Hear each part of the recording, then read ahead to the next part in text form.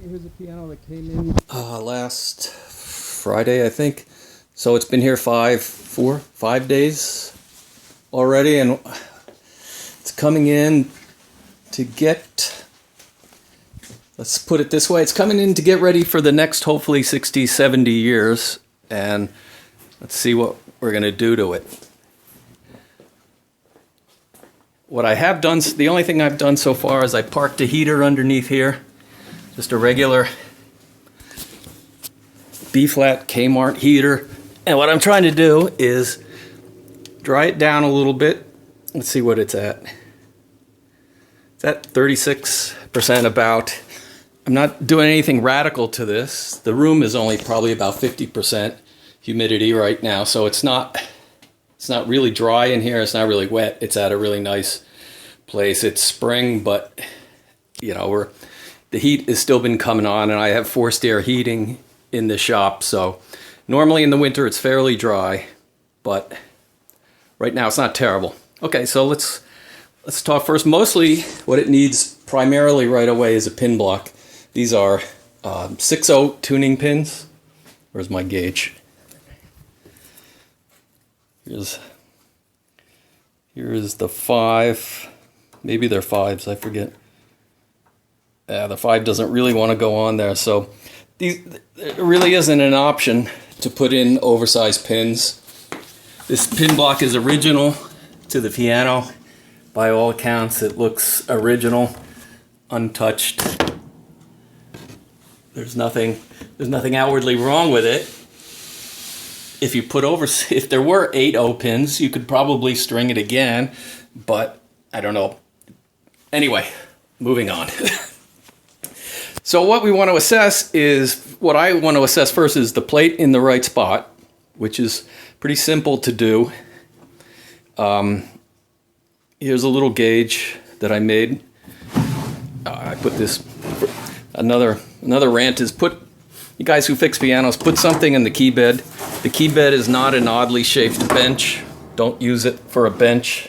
It's actually part of the instrument. So anyway, 7.5. That goes under there just fine.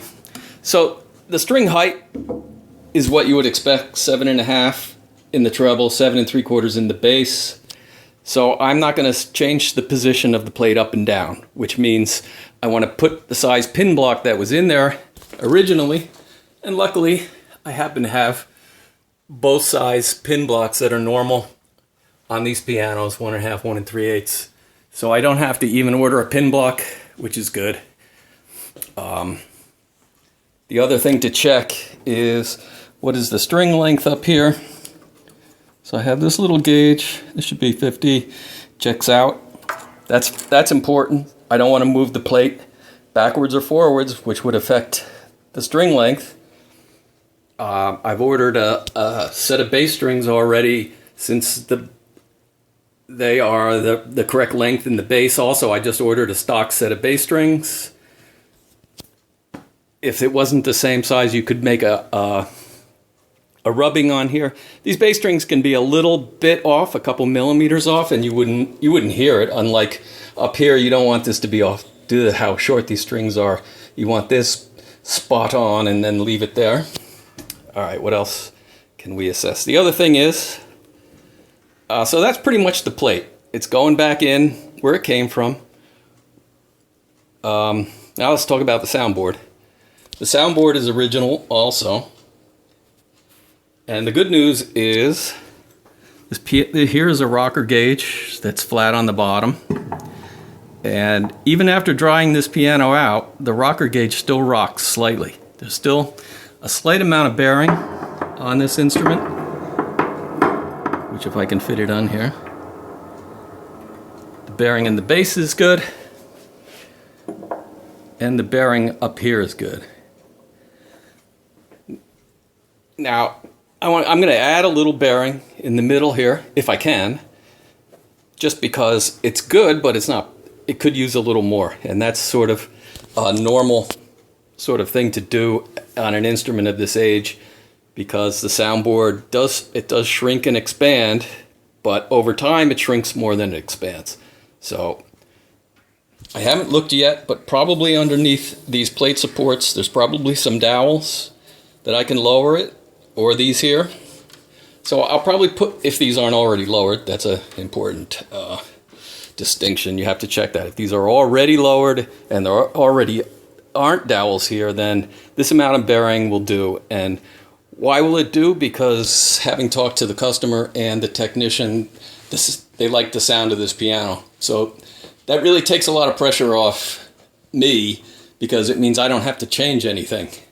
If the piano sounds good the way it is, all I need to do my job is to return it like this, still sounding good. So I'm not going to change that. Some other little things. These guys here, the duplex, you can talk a lot about these, but in general, again, if the piano sounds good, I'm going to just mark where these are and leave them. I'm not going to adjust this. Another major thing is to look at is the capo bar. And again, just with the knowledge that everybody likes the piano already, there's no reason to expect this to look bad. And I don't know if I'm showing this or not. I don't know how, if you can see under here. I can't do both. Yeah, I think you can see it. There's some slight grooves on there.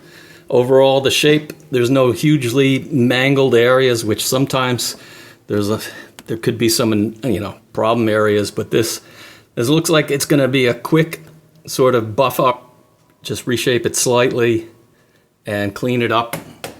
Another major point, next major point is the bridge, which consists of a root and a cap. There's a piece of wood on top of here and these pins.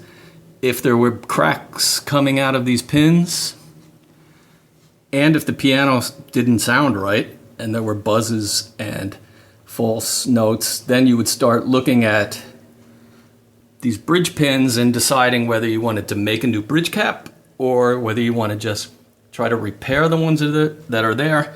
But again, luckily, that's fine. So over all the years, the only thing that has happened to this soundboard that I can see is this one crack, which was repaired before. You can see these little dots here. People use screws to hold this down. I don't like to do that, but not everybody has the luxury of having one of these, which is a glue bar deck, go bar deck. And what I do to repair them is I take a glue bar like this, support the rib underneath, and press it down on there. Now, if somebody is working in a shop where they don't have one of these, this is fine. I mean, I don't know if you can see underneath here. I don't have a light under here, but these repairs are holding up. It's not going to focus, but that's the important part, is that the soundboard is glued down to the ribs. These little cracks, which I've opened up a little bit, and they have a little glue in them too. Somebody put some super glue in there. It's not going to be a problem. I'm not going to replace a giant chunk of this soundboard like some people might. I don't believe that's important. I'm just going to put some small shims in here. And put one. This one will be one long one. And then I'll put some small ones in there. It's basically a cosmetic repair. There's nothing structural broken there. When you see a crack like that, it doesn't mean that something is weakened, because if I can real quick, this is a piece of soundboard that comes out of here, and you want to talk about strength or weakness. Look how that's not strong. I could break this in a minute. I could break this very easily. That's what a soundboard looks like. It's just almost like pieces of wood glued together already. It doesn't have any strength. It only has strength because of a rib gets glued underneath there. Maybe I can go into that more later if anybody wants to.